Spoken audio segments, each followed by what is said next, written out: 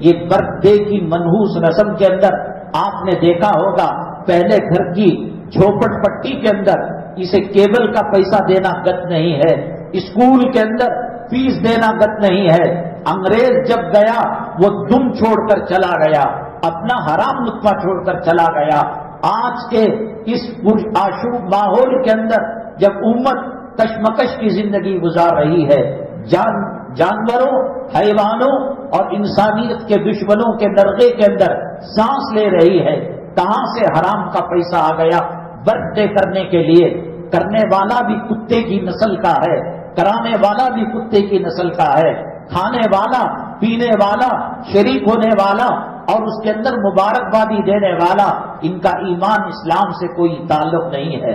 اب لوگوں نے اس کے اندر یہ کر لیا کہ برتھ ڈے میں کیک نہیں کاٹتے، ہم جو ہے بچے کے نام سے قرآن خوانی کر دیتے ہیں، کچھ صدقہ کرتے ہیں، خیرات کرتے ہیں۔ یہ کیک کاٹنے سے زیادہ برا ہے۔ تیری اماں کے پاس جبرائیل آئے تھے، تیرے باپ کے پاس میکائیل آئے تھے، کمینے ملعون کہیں کے تجھے کہاں سے حق مل گیا کہ شریعت کے اندر مداخلت کرے؟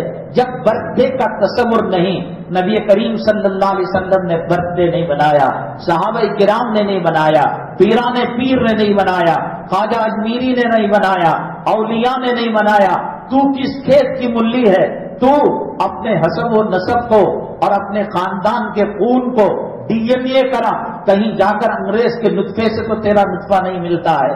ایسے پرآشوب دور کے اندر بیماروں کو علاج معالجے کے لیے پیسہ نہیں ہے، غریبوں کی بچیاں شادی کرے بغیر اپنی عصمت کا سودا کر رہی ہیں، اپنی شرمگاہ کا سودا کر رہی ہے، اپنی عفت اور پاک دامنی کا سودا کر رہی ہیں۔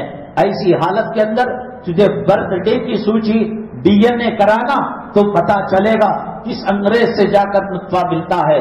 کرنا حرام، کرانا حرام، قرآن خوانی رکھی جائے، نئے کپڑے پہ جب اس کا تصور نہیں، میں نے تو اس موقع پر ایک دوسرے پر کیک منہ پر لیپتے ہیں اور جو ہے منہ پہ اوپر پھیر دیتے ہیں۔ ایک موقع ایسا آیا کہ حضرات امہات المؤمنین نبی کریم صلی اللہ علیہ وسلم کے ازواج مطہرات کسی معاملے کے اندر اس نے ان کے منہ پر کیک لگایا، انہوں نے ان کے منہ پر کیک لگایا۔ اللہ کے نبی صلی اللہ علیہ وسلم سے شکایت کی، میں نبی کریم صلی اللہ علیہ وسلم کی گھریلو زندگی بیان کر رہا ہوں، نبی کریم صلی اللہ علیہ وسلم نہ غلام بنے بلکہ آپ نے اس معاملے کو اس لیے انجام دیا کہ آپ کے چہرے پر ایک روب تھا، ایک دبدبا تھا اور ایک بہادری اور شجاعت ٹپکتی تھی۔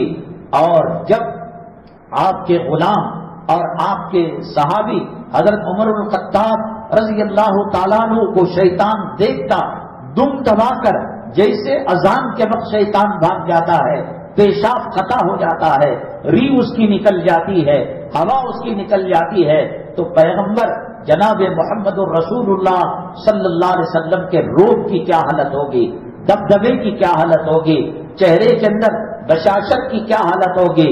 بیوی قریب آنے سے ڈرے گی، بچے قریب آنے سے ڈریں گے۔ کبھی دودھ کو دوہ لیا، کبھی مذاق کیا، کبھی دل لگی کا سامان کیا۔ امی جان عائشہ صدیقہ رضی اللہ تعالیٰ عنہ سے نبی کریم صلی اللہ علیہ وسلم بہت پیار کیا کرتے تھے۔ آپ دل لگی میں مذاق میں فرمایا کرتے تھے، عائشہ جب آپ غصے میں ہوتی ہیں تو مجھے پتہ چل جاتا ہے، آپ راضی ہوتی ہیں موڈ اچھا ہوتا ہے مجھے پتہ چل جاتا ہے۔ امی جان عائشہ صدیقہ رضی اللہ تعالیٰ عنہ نے پوچھا، میرے محبوب، میرے سردار کیسے پہچان لیتے ہیں؟ تو اللہ کے نبی صلی اللہ علیہ وسلم نے فرمایا، آپ جب ناراض ہوتی ہیں تو کہتی ہیں حضرت ابراہیم کے رب کی قسم کھا کر کہتی ہو، اور جب خوش ہوتی ہے تو کہتی ہیں رب محمد کی قسم کھا کر کہتی ہو۔ جب میرا نام لیتی ہیں خوشی کا موڈ ہوتا ہے، اور جب چڑچڑاہٹ آتی ہے اور موڈ نہیں ہوتا ہے، حضرت ابراہیم علیہ السلام کے رب کے نام کی قسم آپ کھاتی ہیں۔ یہ گھریلو معاملہ ہے، ہنسی مذاق چلتی تھی، لیکن اللہ کے نبی صلی اللہ علیہ وسلم نے عورت کو حاکم نہیں بنایا، جہاں رکھنا تھا وہیں پر رکھا۔